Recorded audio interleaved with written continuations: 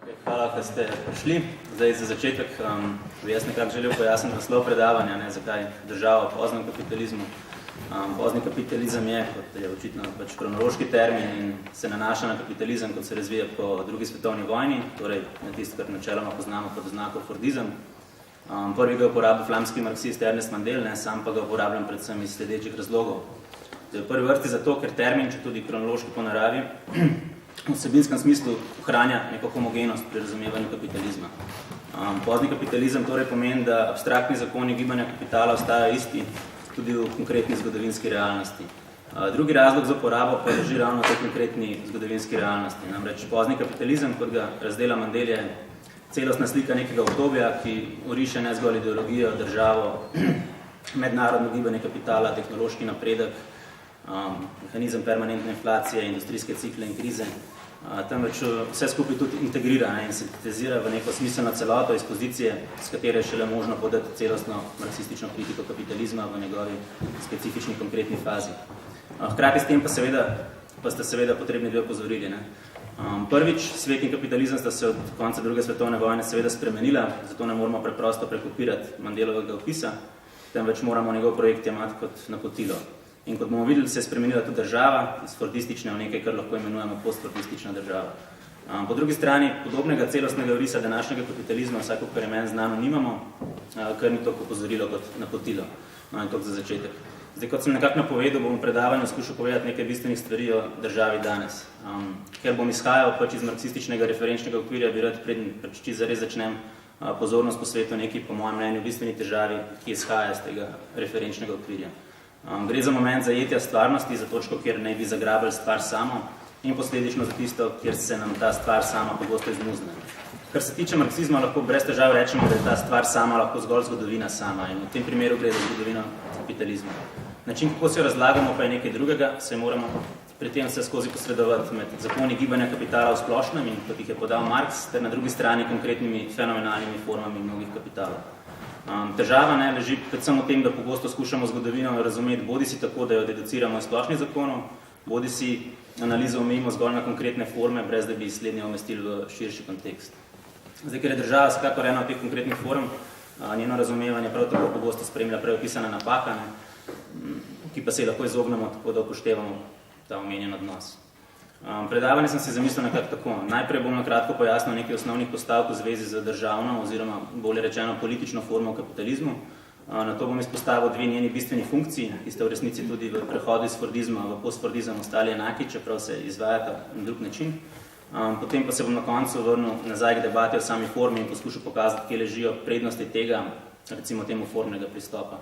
Hkrati bi upozoril, da bom govoril predvsem o prepletenosti blagovne forme, pravnih mehanizmov in specifičnih tržnih konkurenčnih odnosov, zato velja biti na to pozoren. Pristop k razumevanju države, ki se mi zdi smiseln, je sledeč. Kot veste, se država znotraj marksizma zgodovinsko pogosto gleda predvsem skozi dve perspektivi. Prvo lahko imenujemo ekonomsko redukcionistična in državo kot politično tvorbo in fenomen razlaga z pozicije ekonomije, torej temeljnih specifik kapitalistične ekonomije, kot jih je prikazal Marx.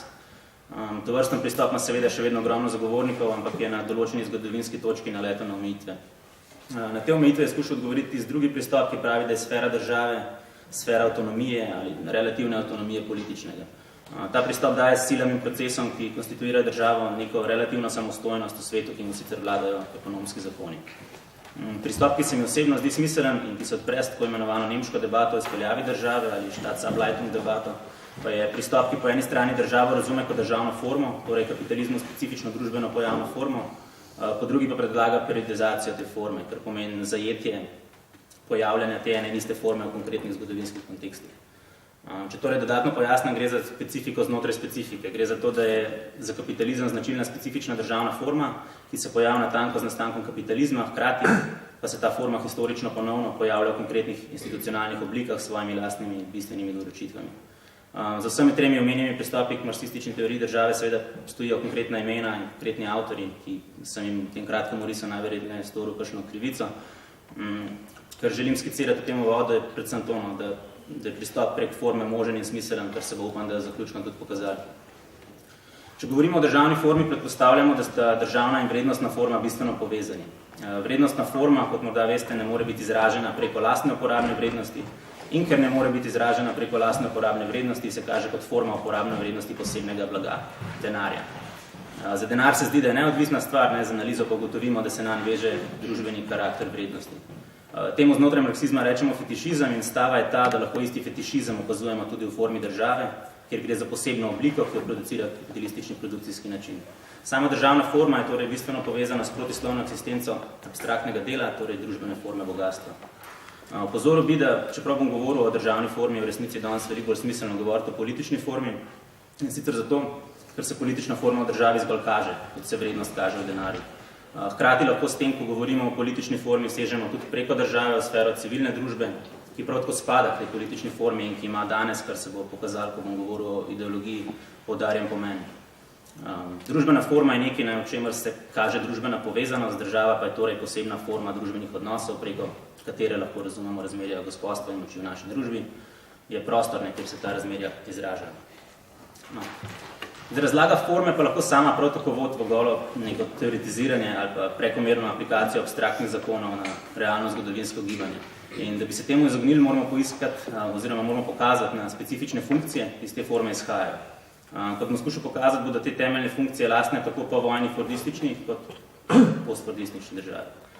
Država v kapitalizmu ima 3 specifične določujoče funkcije, ki izhajajo z njene forme. To so prvič zagotavljanje splošnih pogojev produkcije, ki jih zasebniki niso zmožni zagotoviti, drugič zatiranje vsake grožnje prevladujočemu modelu produkcije in tretjič integracijo v prevladujočo ideologijo.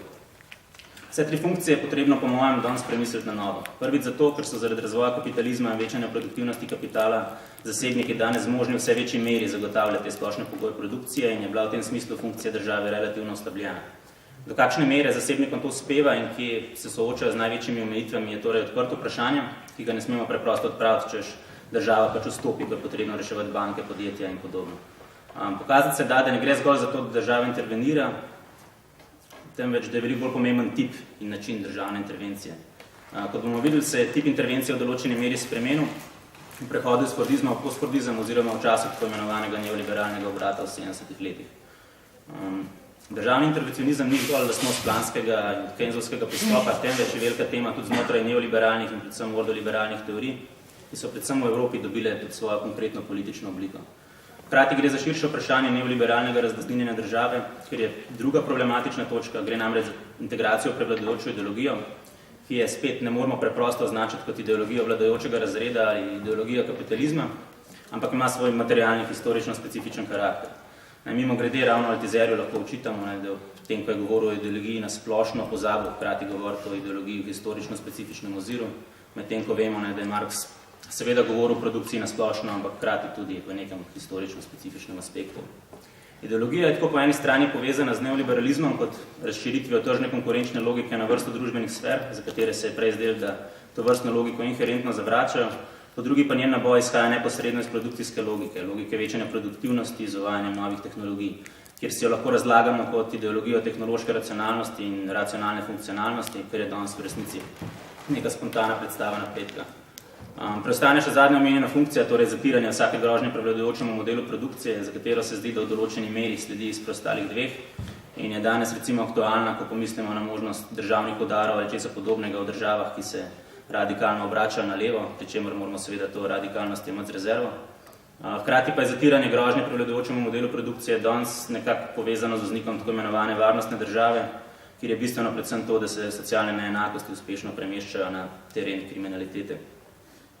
Če si torej zdaj pogledamo ti 2 funkciji podrobneje, najprej bi se obrnil k tej prvi točki, ki pravi, da država zagotavlja splošne pogoje produkcije. V osnovi je teza preprosta. Država zagotavlja splošne pogoje za akumulacijo kapitala in sicer takrat, ko zasebniki tega niso sposobni. Akumulacija tukaj, če dodam, pomeni povečanje vrednosti kapitala tako, da se del presežne vrednosti transformira v dodaten kapital. To je med drugim danes tudi vse večja težava. Državna politika danes pomeni nekno ugotavljanje, kaj je celosten interes kapitala in kakšne so možnosti za njegovo uresničitev. Iz tega izhaja, da so možne alternativne strategije in različne politike. Pri nas bi temu lahko rekli Mramorjev pragmatizem. Kar pa je še bolj pomembno, in zaradi česar je potrebno v državi premišljati kot o družbeni socialni formi, pa je sledeče. Če državo razumemo kot družbeno formo, iz katere po eni strani izhaja specifične funkcije, po drugi strani pa gre za zgodovinsko specifično obliko družbene formacije, vezano na produkcijski način, ugotovimo, da o državi danes pogosto ne moramo govoriti kot o nacionalni državi. Interes akumulacije kapitala se tako sploh v Evropi pogosto križa z nekim drugim procesom in sicer centralizacijo kapitala. Slednja pomeni preprosto zlitja več kapitalov pod enotno komando. Tako imamo v primeru Evrope proces centralizacije kapitala, ki ga spremlja ta enotna valuta, enoten trg, po drugi strani pa serija držav, ki se spopadajo vse večjimi težavami njegove akumulacije. Z tega izhaja, da so funkcije države zreducirane na permanentni krizni menedžment, medtem ko je sposobnost nekega realnega razreševanja ali pa vsaj blaženja krizne situacije zreducirana na politično formo, ki ne temelji na nacionalni državi, ampak ima v primeru Evrope veliko bolj medle in neotepljive karakteristike v obliki pogodb, institucij in pravnih mehanizmov. Vodenje nacionalne države po drugi strani pomeni nekno ugotavljanje, kaj sploh so interesi delovanja države in na kakšen način se ti sploh konstituirajo. Teza bi torej bila, da je potrebno ločevati med državno formo kot instanco, kjer se srečujeta akumulacija in centralizacija kapitala, ter samo nacionalno državo, ki je lahko na tak ali drugačen način peta to igro kot nek kolonialen ali pa polkolonialen subjekt. Tu moramo omeniti tako imenovano teorijo regulacije, ki se ukvarja predvsem z odnosom med režimi akumulacije in regulacije, torej s tem, na kakšen način se državna regulacija sooča s procesom akumulacije. Povezava med regulacijo in akumulacijo je na primer odvisna od tega, kako se država umešča v mednarodno delitev dela. In pokazati se da so zgodovinsko prevladale države, ki so razvile močne in relativno samostojne načine akumulacije in regulacije. Hkrati pa bom malo kasneje na primeru ZDA pokazal, kako se je način regulacije uveljavil tudi na mednarodni ravni. V primeru ZDA bomo tako lahko rekli, da oba interesa se upadata do te mere, da se ameriška država lahko kot globalni akter sooča s težavami, ki jih prinaša tendenca v globalni centralizaciji in akumulaciji kapitala, medtem ko gre v primeru Evropske unije tako za notranji kot zunanji konflikt, ker situacijo seveda dodatno zapleta. Državna forma torej ne predpostavlja nujno obstoja države, prav tako pa država sama še ne pomeni, da je lahko v celoti izvajana iz državne forme. Vse to kaže, da je zagotavljanje splošnih pogojev produkcije, ki naj bi jih upravljala država v skrajni instanci, odvisno od interesov kapitalistične produkcije. Po drugi strani pa obstaja nivo kontingence, če želite avtonomije političnega, ki v različnih pogojih in konkretnih okoliščinah lahko na alternativne načine poskuša razreševati težave, ki jih prinašajo permanentni krizni pogoji. No, s tem pa seveda zdaj veliko o funkciji države, da zagotavlja splošne pogoje produkcije, še nismo povedali. Da bi povedali kaj več, moramo, po mojem mnenju, pogledati na presek dveh bolj elementarnih družbenih form, specifičnih za kapitalizem in sicer blagovne in pravne forme. Narava blagovne forme je marsikomu tu, mislim, da že poznana. Gre za neko temeljno karakteristiko kapitalizma kot takega, za formo blaga, ki nosi vrednost abstraktnega človeškega dela in deluje kot konstituirajoči medij odnosov v kapitalistični družbi. V pravni formi, ki jo lahko preiskujemo na enak način kot blagovno, se je razpisal in proslavil po Šokani, s katerem malo kasneje. Veliko bolj kot neka teoretska pirotehnika v bistvu zdaj v tem primeru koristno pogledati same konkretne historične pojavne oblike pravne forme. In najbolj smiselno se je to pogledati na primeru države, pri razvoju katere je imelo pravo bistven in poudarjen pomen in je hkrati država, ki znotraj globalnega kapitalizma zaseda specifično in privilegirano pozicijo, in to so seveda ZDA. Zdaj najprej bi poudaril, da sta pravna in organizacijska diferenciacija med državo in ekonomijo specifiki kapitalizma. Ameriška država pa je specifična zato, ker je v upravljanju in nadzorovanju kapitalizma na globalni ravni igrala vitalno vlogo. Na primeru ZDA se najlepše pokaže avtonomna sposobnost kapitalistične države, da deluje v imenu sistema kot celote. S tem, ko je podpirala izvoz kapitala in ekspanzijo multinacionalke, je ameriška država neposredno prevzela odgovornost za ustvarjanje političnih in pravnih pogojev za splošno širjenje in reprodukcijo kapitalizma na globalni ravni. Celotno 20. stoletje je tako povezano z razvojem novih mehanizmov mednarodne koordinacije pod taktirko ZDA. Govorimo o sporazumu NAFTA, Svetovne trgovinske organizaciji, seriji nekih bilateralnih sporazumov.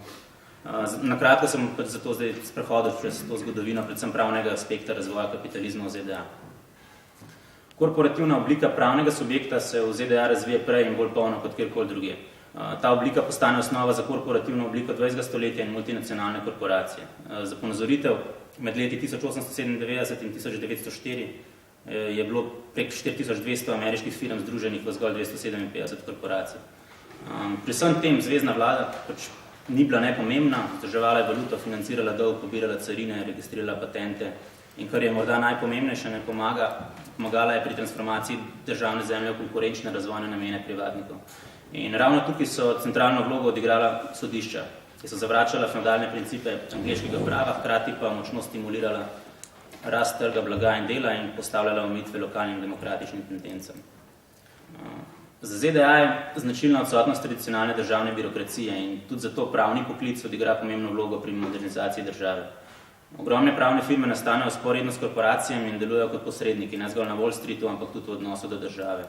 In zelo zgodaj se razvije to, kar pač nekateri imenujejo institucionalna schizofrenija, kjer pravniki zapuščajo privatne firme, odidejo državne službe in se na to vračajo te privatne firme. Zdaj, če sumiram, korporacije si torej relativno zgodaj zagotovijo pravno zaščito, pri čemerkoli, kar bi lahko ovirali njihovo avtonomijo na trgu. Trg pa kljub temu seveda ne deluje tako preprosto in malo nastopijo težave, z njimi pa pač tendenca k regulaciji, uvedbi tarif in tako dalje, ki je vse močnejša, bolj kot se ZDA internacionalizirajo. V tem kontekstu so zanimive predvsem tarife ali pač davki na izvoz in uvoz. Na začetku so tarife glavni vir dohodka zvezne vlade in seveda nek protektivni mehanizem. Z internacionalizacijo pa postanejo mehanizem za barantanje z drugimi državami, s spreminjanjem in manipulacijo s tarifami. Gre za to, da država regulira pogajalske sisteme, kar je takrat specifično za ZDA, danes pa praktično za vse države.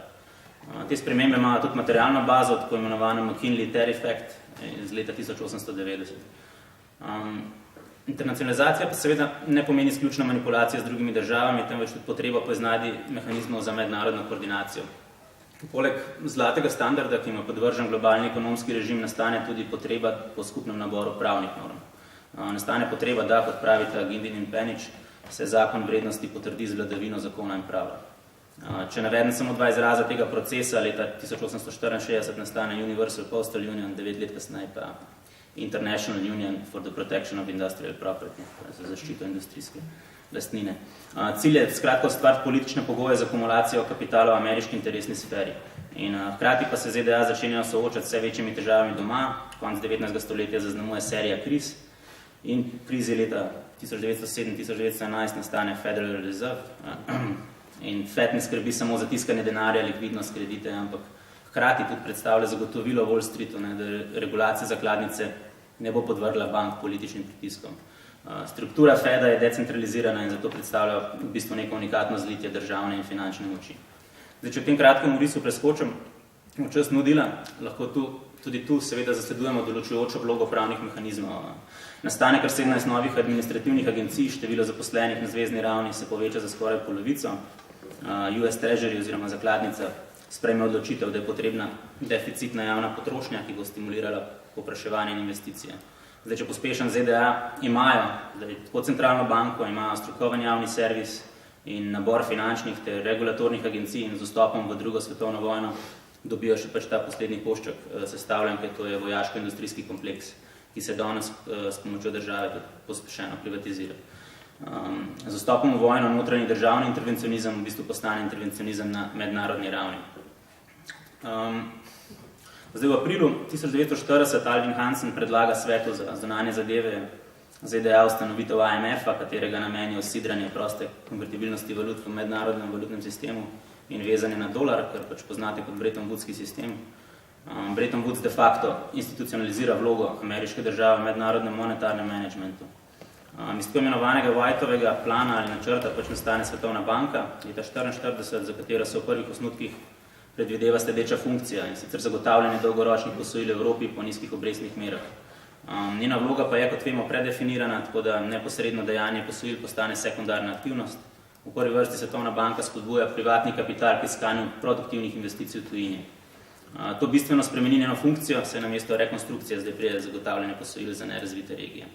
Zdaj, če gremo še korak naprej, to vsem poznanega Marshallovega načrta, plana, tu bi poudaril, da ključna vloga za povojno obnovo Evrope pade na ameriško državo in ne na ameriški kapital.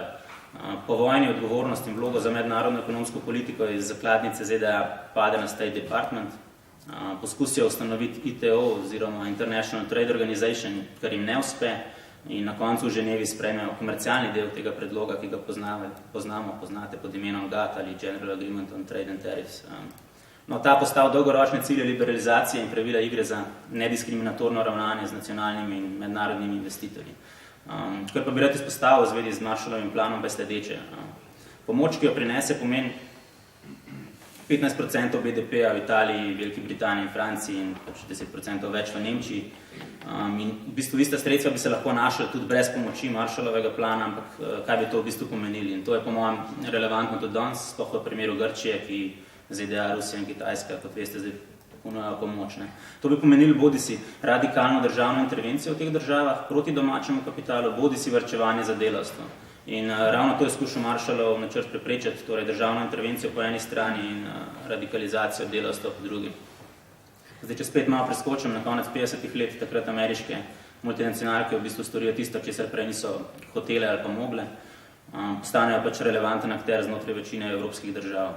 In težave v bistvu nastanejo z rastočo konkurenco med ameriškimi in evropskimi podjetji, kar pomeni pritisk na dolar, hkrati pa finančni kapital začne zadevati v omejitve, ki mu jih je postavil model. Finančni kapital tako počasi začne spodjedati Bretton Woodski sistem. V Evropi leta 1958 je sprejeta pač rimska pogodba, s katero prej omenjene multinacionalke dobijo možnost, da s pomočjo neposrednih tujih naložb ali ta FDI preskočijo tarifne omejitve, ki jim je postavljala Evropska skupnost. Tako na 70 leti pride kriza, stvari se dodatno zapletajo, ampak to pač zaenkrat niti ni bistveno. Bolj ključno je to, da sama realizacija tega, kar pač pojmujemo pod pojmom globalizacije, ni bila podvržena nekemu spontanemu zgodovinskemu gibanju, ampak je bila pogojena z realnimi pravnimi akti, ki so vse skupaj šele omogočili. Hkrati pa treba biti pazljiv, zato bi rad pač orisal nek specifičen primer in sicer tako imenovan glas tega lekt. Torej se bom malo vrnil zdaj. S krizo in nudilom je bila sprejeta pač vrsta ponovno pravnih mehanizmov, delovne, pravne zakonodaje, to sem že omenil. Izpostavil bi pač ta mehanizem, katerega funkcija in usoda se mi zdita simptomatični. Kot rečeno, gre za glas tega lekt iz leta 1932, ki loči delovanje komercialnih in investicijskih bank in predstavlja pač mehanizem za regulacijo domačega bančnega sistema ZDA. Glas tega lekt se odpravil v 90-ih letih 20. stoletja, bolj pomembno pa je to, da Fed v bistvu že v 80-ih prepozna, da so transformacije v globalnih financah in bančništvu premočne, da bi jih lahko blažil to vrsten pač pravni mehanizem iz časa nudila. Ne gre zgolj za to, da je bil ta pravni mehanizem odpravljen, gre za to, da ga je kapital spontano zaobšel. In v tem primeru tako, da so pač ameriške banke svojo investicijsko dejavnost upravljale v Veliki Britaniji. Primer se mi zdi simptomatičen zato, ker dodatno pokaže, kako zakon vrednosti vpliva in določa to vladavino prava. Zdi se, da so z 90 leti in globalizacijo trgi zaživeli pač neko novo življenje, hkrati pa bi bilo pač napačno predpostavljati, da so se z globalizacijo financ in produkcije pač trgi odtrgali od družbe. Gre za način, kako se je zakon vrednosti v telesu vladavini prava, ki je omogočila ekspanzijo trgov. Globalizacija je bila, kot sem orisal, močno povezana s pravnimi in administrativnimi spremembami, ki so poglobile in razširile tržno konkurenco. Torej, ni šlo za umik države, ampak za razširitev vezi med državami in trgi in ta vez, kot bomo videli, je v resnici ključna. Orisana kratka pravna zgodovina ZDA kaže na to, kako je pravna forma prav tako v funkciji blagovna, kako je sposobna posredovati med državo in trgom na način, da se vedno znova konstituira nek specifičen odnos med državno politiko in trgom. Pravna forma je prav ta vez, ki omogoča poglobitev odnosa med državo in trgom in gre za odnos, ki se spreminja niha med intervencijo in neintervencijo. Vse to zgolj kaže na to, da je potrebno odnos države do trga vzeti pod drobnogled, da ni dovolj izrekanje, da država zgolj zagotavlja splošne pogoje produkcije in skrbi za akumulacijo kapitala, temveč, da so zakoni, ki konstituirajo odnos države do trga kompleksnejši, se v končni fazi omogočajo, da se kontingenten odnos politike prevaja v tautološkost tržnega delovanja. Prav to pa je tista funkcija, ki sem jo na začetku značil kot funkcija integracije v prevladujočo ideologijo. Zdaj za spremembo bi jaz s kritiko ideološke vloge države začel nekoliko drugače, kot se to znotraj marksizma običajno počne. V prvi vrsti teza o ideologiji kot ideologiji vladajočega razreda ne pove prav dost, oziroma ravno toliko, kot če govorimo o državi kot državi vladajočega razreda. Tisto, kar bi samo karakteriziral kot marksističen oris ideologije poznega kapitalizma, sploh povezavi na Mandela, je osredotočenost na prvič konkurenco, drugič organizacijo in tretjič neko omnipotenco tehnologije, za katero se predpostavlja, da je sposobna ponuditi tehnične rešitve za težave kapitalizma.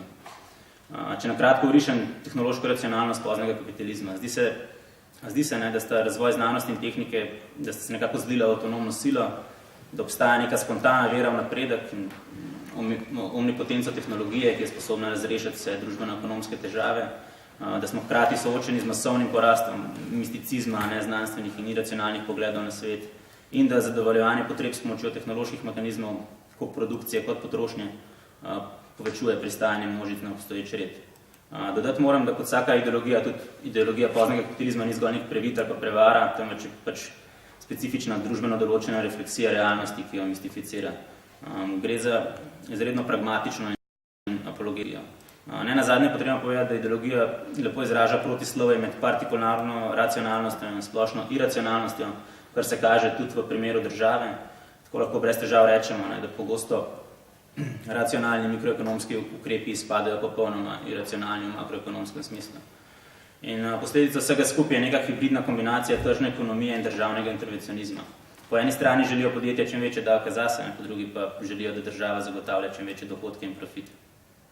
Dobro, to je pač ena plat medalja, ko govorimo o ideologiji in po mojem mnenju zadostna, da ideologijo izpeljamo neposredno iz prisil produkcije oziroma zakonov gibanja kapitala, ter jih hkrati damo ustrezno mesto v zgodovinskem stanju stvari. Ker pa s tem še nismo nič povedali o omenjeni hibridni kombinaciji tržne ekonomije in državnega intervencionizma, ki se kar naprej vrača, bi se zdaj obrnil k temu. Čeprav sam termin neoliberalizem osebno uporabljam zelo redko in varčno, se mi zdi, da v tem smislu, torej v kontekstu ideološke funkcije države, ne sam koristen, temveč tudi nujen. Središčni pojem za to, da se neoliberalizem zagrab v svojem bistvu je pojem konkurence. Govorimo o pojmu konkurence kot temeljnem družbenem odnosu, kot pojmu, ki konstituira celoten neoliberalni projekt. Z neoliberalizmom konkurenca postane splošna norma tako individualne kot kolektivne eksistence. V tem kontekstu je potrebno začeti od premislek o neoliberalni oziroma morda celo bolje rečeno ordoliberalni državi. Prevladuje neko prepričanje, da želi ekonomski liberalizem prekiniti z vsako državno intervencijo, kot pa sem omenil prej, je potrebno premisliti in razlikovati med različnimi tipi intervencije. In stava je ta, da pač neoliberalizem ne pomeni umika države, temveč transformacijo neke njene specifične funkcije.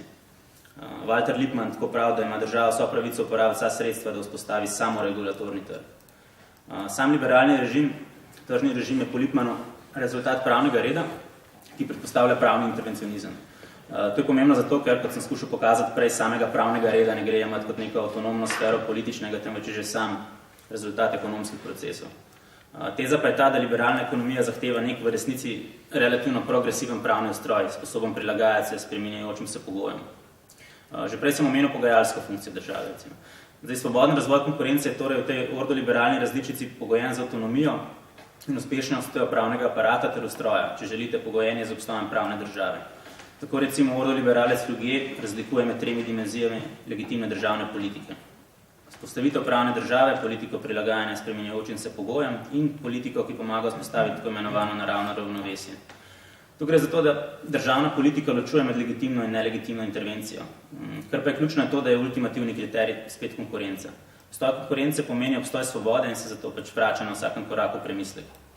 Tako imamo neoliberalizem, ki predpostavlja dvoje, in sicer, da sam kapitalizem kot ekonomski red vključuje element permanentnega spreminjanja pogojev, hkrati pa, da posamezniki sami niso sposobni te prilagoditve in zato potrebujejo pomoč pri prilagajanju spreminjajočemu se tržnemu redu. Iz tega sledi tista znana, da je potrebno spremeniti človeka samega. Zdaj, vprašanje pa je, kakšna je razlika med tem tipom avtoritete in tistim, ki bi ga zagovarjali, recimo zagovorniki planskega gospodarstva. In razlika je v polju izvajanja te avtoritete. Ordoliberalna avtoriteta zahteva močno pravno državo, ki je sposobna mediirati med različnimi akterji in vse skozi zagotavljati možnost konkurence. Hkrati je potrebno, da je to vrsten tip intervencije različen tudi od Keynesovskega tipa, ki ga pripisujemo v neki fordistični državi in ki posega pač poenostavljeno rečeno v količino denarja. Zdaj, kar se tiče ordoliberalizma, lahko v grobem rečemo, da obstajata 2 šoli. Prva se je osredotočila na formulacijo principov ekonomskih politik, druga pa bolj na politični in družben kontekst ordoliberalne vladavine. Če hočete, prva se ukvarja s tistim, kar smo imenovali zagotavljanje splošnih pogojev produkcije, druga pa z integracijo vladajočo ideologijo. Dodati je potrebno, da je zgodovina ordoliberalizma vezana na povojno obnovo Nemčije. Trg pri ordoliberalcih ni definiran kot pogoj možnosti menjave, temveč kot pogoj možnosti konkurence in razlika je v resnici bistvena. Ordoliberalna intervencija intervenira neposredno v mrežo pogojev eksistence trga in sicer na način, da se realizirajo principi same ekonomske konstitucije tega trga. Gre za odpravljanje pač ovir konkurence. In kot so ordoliberalci kmalu ugotovili, ne gre zgolj za moč zakona, temveč se pogoji konkurence uresničijo zgolj, kolikor so oplemeniteni s posredovanjem vrednot, želja in načini bivanja. In zato ta premislek tudi umeščam v ideološki aspekt neoliberalne države, ker gre v končni fazi za odnos do samega sebe, ki ga spontana zavest danes dojema kot odnos akterja v konkurenčnem boju. Zato treba delati na sebi, zdravo živeti in tako naprej. In tukaj so neoliberalni misli, da največji prispevek tisti nam seveda bolj poznani avtori s Hayekom na čelu, za katere trg ni samo pogoj možnosti konkurence in svobode, temveč prostor učenja in raziskovanja. Tako na trgu in konkurenčnem boju se učimo, rastemo in konstituiramo kot subjekti in če nam to uspe, izgine tudi potreba po intervenciji. V tem kontekstu trg pomeni proces samoformacije ekonomskega subjekta in je kot tak ultimativno mesto realizacije razsvetljenskega projekta, ki nas povzdigne iz nevednosti. S trgom človek spozna, kako se obnašati in s konkurenco je neločljivo povezana, pač inovacija, prava ideja, start-upi, ta zagonska podjetja in tako dalje. Zdaj pa, če se vrnem državi, rekli smo, da je pomemben karakter in ne količina državne intervencije. Pravila konkurence, ki velja za posameznika, morajo veljati tudi za državo, ki jih je uveljavlja. Zdaj lahko govorimo o nacionalni konkurenčni državi. Državna moč je v tem, da je sposobna mobilizirati čim večji družbeni potencial za konkurenčen boj, da zaostruje podjetniško konkurenco. Ko se kršijo pravila konkurence, mora država nase vzeti odgovornost, da omejitve in kršitve odpravi. V vseh ostalih stvareh pa se mora sama obnašati prav tako kot posamezniki, podjetja in tako dalje. Tisto, kar moramo poudariti, je torej regulacija skozi konkurenco, tisto, kar je Foucault imenoval strategija brez subjekta. Njen cilj pa je pač sama generalizacija konkurence. Tukaj je potrebno dodati nekaj malega v razliki med tradicionalno fordistično keynesijansko državo in neko novo konkurenčno državo. Zdaj, povečevanje potrošnje, ki je bilo značilno za keynesijansko državo, je bilo neučinkovito v dvojnem smislu. Prvič, zmanjšalo je stopnjo presežne vrednosti in s tem profitno stopnjo, in drugič, nikakor ni povečalo podjetniške in investicijske dejavnosti. Zdaj, če pa država želi poleg spodbujanja potrošnje, hkrati dvigati tudi splošno raven investicij, lahko to stori zgolj tako, da zagotovi, da njene investicije ne tekmujejo z investicijami privatnih kapitalistov. Z drugimi besedami, in to je ključno, če želi država dvigniti splošno raven investicij, kapitalistov ne sme prikrajšati za njihove trge. In državne investicije so torej produktivne zgolj, kolikor ustvarjajo dodatne trge. In ravno to se je zgodilo z neoliberalno konkurenčno državo. Hkrati pa je to tudi opozorilo, zakaj se bo zelo težko vrniti v klasični keynesijanski državi. Zdaj, globalni konkurenčni red se ni uveljavil spontano, k temu so prispevale države. Prej sem nakratko orisal, kako je serijo pravnih mehanizmov k stvarjenju enotnega trga kapitala pripomogla ameriška država. Neoliberalna strategija je torej ta, da ustvari maksimalno število tržnih situacij, preko česar se posamezniki in države prisili k izbiri, hkrati pa je ta izbira pogojena s sprejetjem tržne situacije kot realnosti.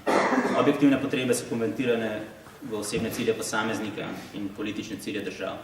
Zdaj, kot se lepo izrasta Dardo in Laval, država ne sme veslati, ampak mora karmariti. In v tem je trik razumevanja tako levih kot desnih politik, sprejemanje tega, kar se kaže kot racionalnost sama, v resnici pa je ideologija, po kateri plujemo. To je tisto ne levo, ne desno.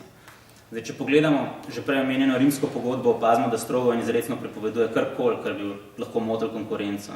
In dodam še to, da ima Evropska komisija poseben direktorat za konkurenco z nadzorno funkcijo. Ordoliberalizem je torej ponudil osnovo za to racionalnost, še predne sama vzniknila. Zdaj, prišlo pa je do premika tudi v sami ordoliberalni logiki. Če je v osnovi, kot rečeno, ordoliberalizem želel prek zakonov, ki so jih sprejele države nadzorovati trge, pa novi ordoliberalizem sam trg postavlja za princip izbire zakonov, ki jih sprejema države. To pa še v večji meri ustreza pravni formi kot produktu blagovne.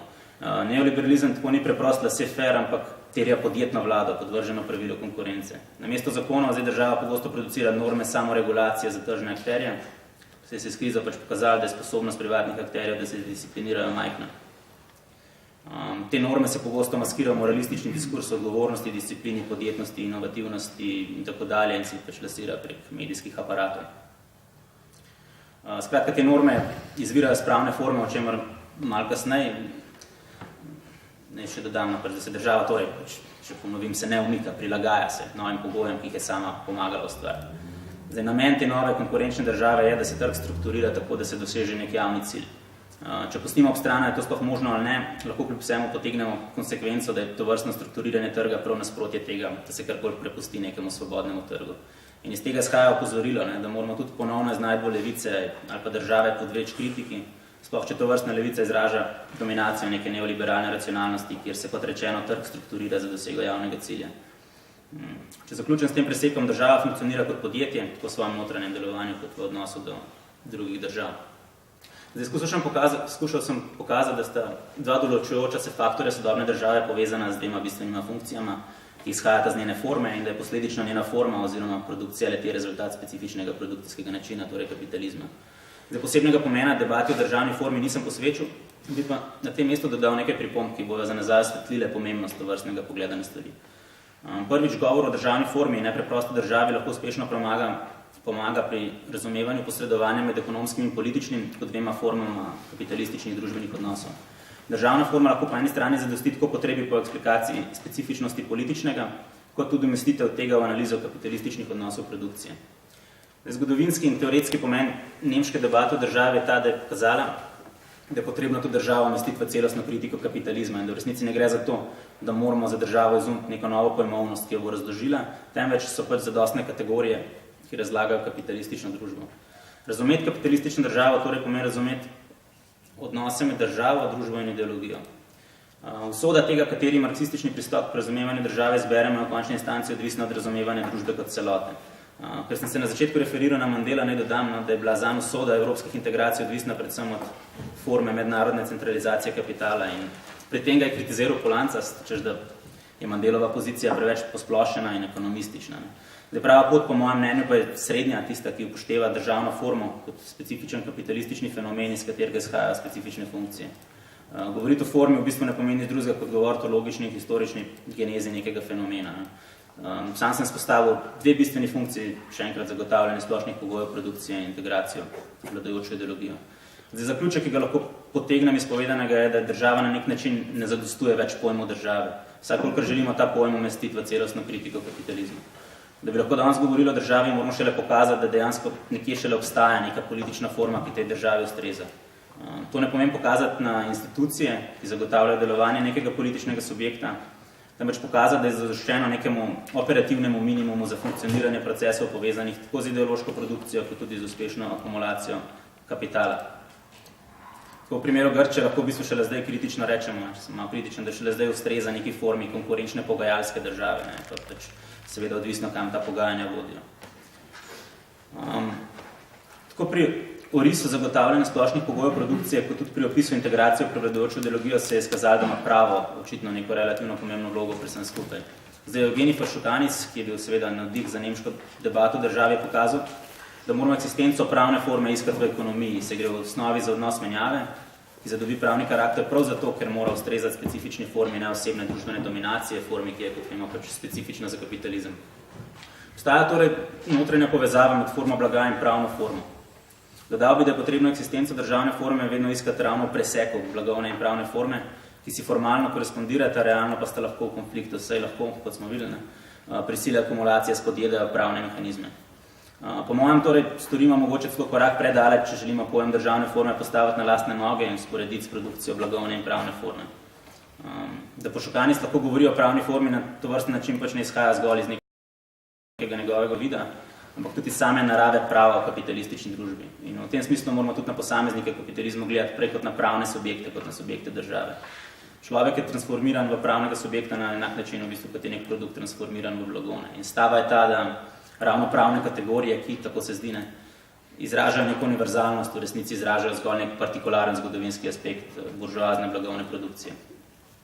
Pravo se rodi iz privatnega interesa in zato ni abstraktna, ampak historična kategorija, ki nastane pač v nekem historično specifičnem okolju. Tako lahko, in Fašukanis to tudi stori, rečemo, da je država hkrati tako ideološka formacija, kot tudi specifična forma družbene eksistence. Ideološka narava pojma države ne izniči dejanskosti in materialnosti, ki jo sam ta koncept reflektira. Regulacija družbenih razmer je tisto, kar sem označil kot specifiko ordoliberalne logike, torej prezame nujno pravni karakter. Zdaj, osnovna predpostavka tovrstne pravne regulacije pa je pozicija privatnih interesov. Ti interesi konstituirajo logično premiso pravne forme, ta forma pa je osnova za nekaj, kar bi lahko imenovali pravna nadstavba. V osnovi pa gre vedno za odnos med lastniki blaga, ki ga ta forma izraža. In tukaj bi citiral Fašukanica, ki pravi: ko bogatstvo kapitalistične družbe prevzame formo enormne akumulacije blaga, se nam družba začne kazati kot neskončna veriga pravnih odnosov. Da je neskončna veriga zato, ker je izraz temeljne narave kapitalistične produkcije, produkcije presežne vrednosti, katere cilj je vedno nova produkcija presežne vrednosti. Pravno razmerje med subjekti je tako hkrati hrbtna stran razmerja med produkti dela. In trik je v tem, da se pravna forma, ki izide iz pravnega odnosa, kaže kot avtonomen, neodvisen element in prav tako kot država, v modernih pluralističnih teorijah države, na primer. V logično sistemskem smislu gre za odnos med objektivnim in subjektivnim pravom, saj je pravo hkrati forma zunanje avtoritativne regulacije in forma subjektivne privatne avtonomije. Eksistenca javne zakonodaje v neki politični organizaciji je tako določena preko forme privatne zakonodaje. Koncept pravnega subjekta je šel v kontrastu z objektom oziroma stvarjo. Da je subjekt se v kapitalizmu pojavil šele v transakciji menjave. Tako kot v kapitalizmu delo postane abstraktno delo, tako tudi vsak subjekt postane abstraktni pravni subjekt. Pravo se vpiše posameznika na isti način, kot se vrednost pripiše objektu. Avtoriteta splošne volje kot avtoriteta zakona bo tako v kapitalizmu vedno težila k temu, da avtoriteta zakona postane trg sam. In to resnic pomeni, da kapitalizem sam teži k temu, kar mu je potrebno po ordoliberalni logiki šele naknadno pripisati. In o ordoliberalizmu se verjetno tako redko govori prav zato, ker je v resnici že zaživel in diha brez pomoči neke teorije in ideologije. Zdaj, veriga pravnih regulacij zato razkriva splošno potrebo kapitala kot družbenega odnosa po živem delu. In razvoj države moramo zato gledati kot proces, v katerem se protislovna enotnost produkcije presežne vrednosti procesira v politični formi kot moment procesa razrednega boja. Omejitve kapitala bodo tako hkrati omejitve države, sam njen obstoj pa je in bo odvisen od tega, kako uspešna bo pri kontinuiranju akumulaciji kapitala. Državna forma je torej moment, ki je podrejen mednarodnemu gibanju kapitala in znotraj tega procesa obstaja in ostaja država kot nekakšno poslednje zavetišče harmonije. Zdaj, pokazali se je, upam, da je tisti moment začetka in zajetka lahko v končni fazi zgolj produkcija vrednosti v kapitalistični družbi. In v luči tega bi za zaključek mogoče šel malo stran od vseh teh forum in pogledal na celotno zadevo z druge perspektive. Produkcija vrednosti v kapitalizmu ima neko specifično lastnost in sicer, da homogenizira, krči in reducira prostor na nek linearen čas, odvisen od povečevanja hitrosti produkcije in potrošnje. Marx pravi, da je nenehno izenačevanje neenakosti odvisno od mobilnosti kapitala, od tega, kako hitro lahko delovno silo premikamo, od proste trgovine, konkurence, kreditnega sistema. Zdaj obstaja pa neka povezava med časom in profitom. Zaradi kratkoročne usmerjenosti na profit bo namreč kapital vedno skušal zmanjšati, tako čas produkcije, kot čas med produkcijo in potrošnjo. To pa de facto povzroči pospešitev življenjskega ritma v kapitalizmu. In iz te perspektive lahko kapital razumemo kot pospešek. In skozi čas kot pospešek je tudi sam prostor, v končni fazi zreduciran na golo razdaljo, ki jo je potrebno premagati vse hitreje in hitreje. In poanta je ta, da indiferenca do uporabne vrednosti, ki je specifična za kapitalistično produkcijo, postane tudi indiferenca do prostora kot potencialne točke odpora proti temu pospešku. In ta proces bi lahko imenovali totalna komodifikacija planeta. Zdaj, hitrost skrči svet in poveča možnosti hitrega gibanja za privilegirane in kapital, hkrati pa se meje teh bogatejših držav vse bolj zapirajo in tako večina svetovnega dela ostaja ujeta v državah svojega rojstva. In svet se počasi transformira v hierarhijo getov oziroma nek globalni apartheidni režim. Tisto, kar je bilo prej politično, socialno in kulturno, se pravi, prej politično, socialno in kulturno relativno ločene skupnosti se danes kopičijo v prostoru in se hkrati vse bolj in bolj razhajajo po ekonomskem položaju. V tem prostorskem smislu država se v tem prostorskem smislu tako v resnici kaže kot neka resna prepreka kapitalu, hkrati pa potrebuje in vprašanje je zakaj. In eden razlogov je v tem, da svetovni trg, da bi deloval, je odvisen od številnih pravnih in ideoloških podpornih forum, ki zagotavljajo, da stvari tečejo tako kot morajo. Neki bolj spekulativni, metafizični ravni bi tako lahko rekli, da je kapital odvisen od razlike in da država zagotavlja to razliko. V vsakem primeru to vrstno razširjeno komodifikacijo, kot sem že rekel, spremlja specifičen tip subjekta in to je pravni subjekt. Ta pravni subjekt je v bistvu univerzalna forma političnega subjekta. Zdaj, naprimer, če si pravni subjekt kot potrošnik, imaš pravico porabiti svoj dohodek, kot si želiš. Če si pravni subjekt kot delavec, imaš pravico prodajati svojo delovno silo, komorkoli želiš. Če si moralni pravni subjekt, lahko maksimiraš svojo marginalno koristnost. In če si politični pravni subjekt, seveda lahko pač voliš, kot si želiš. Vsi pravni subjekti so pa pač svobodni in enaki. No, to pa pač, in zdaj s tem bi zaključil, za kritično teorijo države pomeni sledeče. Prvič, pravni odnosi, pravne norme, tako v smislu notranjega ustroja države, kot v smislu nekih meddržavnih dogovorov, vemo, da se sprejema CETA, TTIP in podobni sporazumi, morajo postati ne samo predmet kritike, ampak v bistvu prostor, kjer je potrebno razredni boj dodatno zaostriti. Drugič, potrebno je izumeti nov tip države ali pa vsaj nov tip družbene organizacije in to treba storiti pač ne zdaj iz neke pozicije zadovoljevanja drugačnih potreb, ampak iz neke veliko bolj radikalne pozicije, ki bi mogla biti hkrati sposobna misliti nek nov tip produkcije. Zdaj, alternativno pozicijo, po mojem mnenju, potrebno graditi na teh dveh temeljih, torej na kritiki kapitalistične produkcije in drugič na kritiki produkcije pravne forme, ki iz nje izhaja. Slednja je tudi nosilka formalne svobode pravnega subjekta, o kateri sem govoril, in njena odprava pomeni misliti to, kako lahko formalna svoboda postane tudi dejanska ali realna svoboda.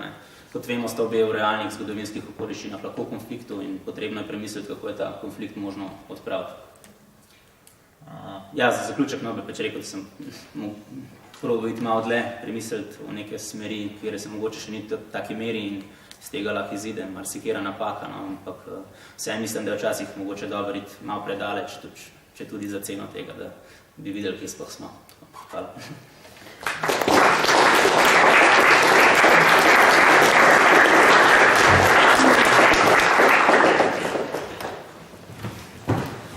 Tolc ste dali zelo zgoščen, ampak zelo dober prikaz. Zdaj pa je čas za komentarje, vprašanja, kritiko, predloge in podobno. Bo prvi.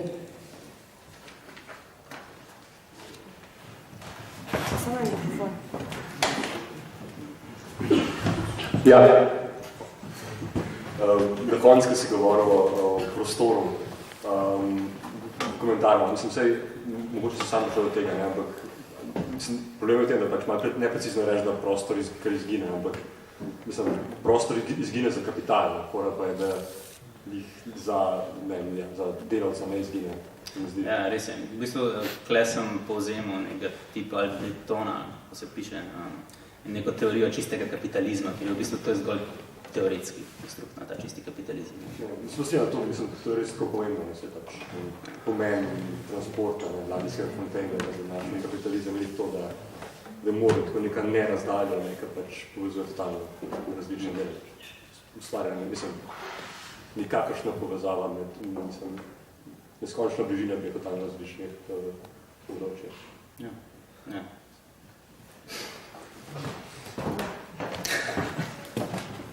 Še kdo? Štike, da.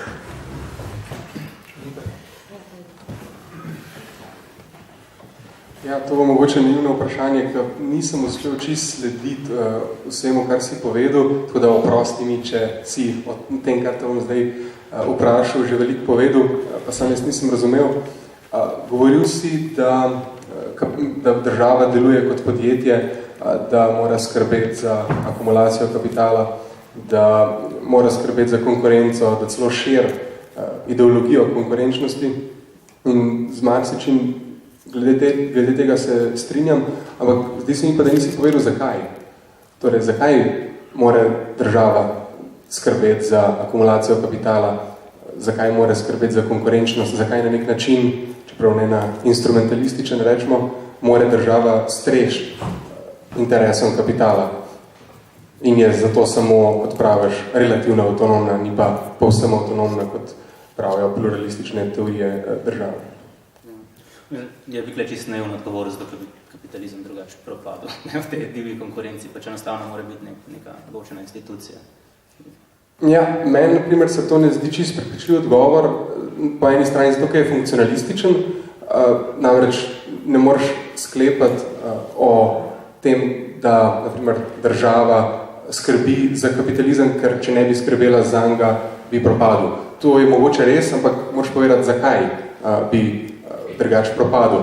Zdaj, en razlog bi lahko bil Schumpeterjev in to je, da kapitalisti, da so tako krvoločni, da če jih ne bi nekdo držal, konec koncev tudi Polanca so razlog, če jih nekdo ne bi kot totalni kapital, kot neka instanca nad njimi držal narazen in preprečeval, da se pobijajo med seboj, da bi pač kapitalizem, ne vem, degeneriral v feudalno vojskovanje in neko apokaliptično Mad Maxovsko pustinjo. Ampak, kot pravim, mislim, da ni to dovolj, da je razlog veliko bolj banalen, torej razlog, zakaj država načeloma skrbi za obnavljanje kapitalističnih lastninskih odnosov, konkurence in podobno. In to je preprosto zato, ker drugače ne more priti do davkov.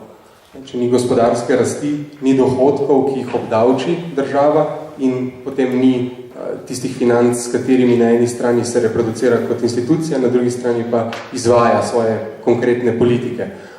In v kapitalizmu, vkolikor tistim, ki zasedajo državno oblast, ne uspe razbiti kapitalističnih lastninskih odnosov, naprimer s pomočjo pritiska od spodaj, je edina pot do gospodarske rasti konkurenca. Če ni gospodarstvo konkurenčno, potem kapitalisti, zelo splošno rečeno, ne bojo investirali, ne bojo šli v drugo državo investirati, pa bojo izsiljevali tiste, ki upravljajo z državo, da se država prilagodi na tak način, da bo za njo investicijska klima ugodna. Tako da, samo ta komentar. Ne, se ponovati samo, lahko zgolj strinjam s tabo.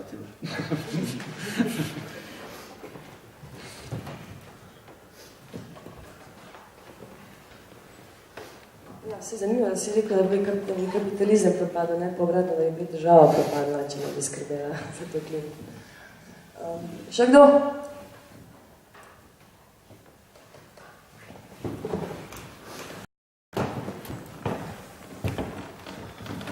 Ja, mislim, eno, v bistvu bolj komentarno mogoče se pa razvije vprašanje glede konkurence, ne, ker se omenjajo pač konkurenco kot tist ključni organizirajoči princip funkcioniranja neoliberalizma in tudi nekaj, kar je v bistvu, mislim, nekaj, kar je država dolžna neko svojo primarno nalogo upravljati in tudi pač kako iz tega izhaja neka specifična ideologija, ki je v bistvu nekako mobilizacija posameznika, se pravi posameznika, ki ne bi pač več na trgu zgolj iskal svojega dobička, ampak ne bi se recimo izpopolnjeval in nabiral znanje in nekaj takega. Ampak zdaj, zanimivo je, kako pri tej konkurenci tudi neko ključno funkcijo prevzame država in zdi se mi, da pač zdaj vsaj v diskurzu, recimo neoklasičnih ali pa tudi ordoliberalnih ekonomistov, pride do nekega obrata pri pojmovanju konkurence, ko konkurenca kar naenkrat postane v bistvu konkurenca države. Skratka, recimo, če gledamo Adama Smitha, pa tudi Marxa, ko govorijo o konkurenci, govorijo o konkurenci, ki je konkurenca med posameznimi produkcijskimi enotami, recimo med podjetji. In tudi recimo, če Schumpetra beremo, on enako v glavnem govori o recimo malih podjetnikih kot tistih glavnih inovatorjih, ki ženijo kapitalizem naprej in tako dalje. In država se tam v glavnem pojavlja zgolj kot nek monstruozen birokratski aparat, ki duši to konkurenco. Ampak zdaj pa se kar naenkrat govori, v bistvu naša država mora biti bolj konkurenčna, sploh ne vem, ali pa naše gospodarstvo. Se pravi, mislim, v bistvu nekako pač konstruira ta diskurs, mislim, objekt, ki presega posamezne kapitaliste. Ne? In zanimivo je, da pač po tej strani, kaj se jim tudi, mislim, sam diskurs postane tak čuden, ni več toliko, recimo, utilitarističen, se pravi pač, ok, dajte sam slediti neki svoji lastni koristi, pa boste s tem mogoče pač nekako postran privedli do tega, da bo tudi država prosperirala, ampak ne, zdaj je pač v bistvu diskurs odrekanja, tako nekako pač neka logika cankarijanske matere, ki se more pač odreči, zato da bo država bolj konkurenčna. In mislim, a se ti zdi, da je tudi tako, tukaj mogoče prihaja recimo na ideološki ravni ali pa na ravni pač ideoloških učinkov konkurence tako do nekega protislovja, no, recimo, da kaj se imaš tukaj en projekt mobilizacije, pa v bistvu posameznika, ki mora delati, kaj se jim na sebi predvsem, ampak po drugi strani se mora pa pač ravno odrekati za v bistvu neko kolektivno entiteto. No. In zdaj pač sam še to, a misliš, da recimo, kaj se jim gre pri tem obratu, recimo, ki bi ga lahko zaznali v tem diskurzu o konkurenci, kaj se jim zgolj za neko ideologijo ali odraža nek aspekt dejanskosti, recimo. Si ga odraža aspekt dejanskosti. Naj pa zanimiv, recimo, kritika ravno neoliberalne birokracije v tem kontekstu. Ker kaj ti birokrati bodo tudi delovali konkurenčno po lastni koristnosti in tako naprej in so zato pač neustrezni, da so v funkciji države. In ravno zato pač, mislim, to je neoliberalna kritika birokracije.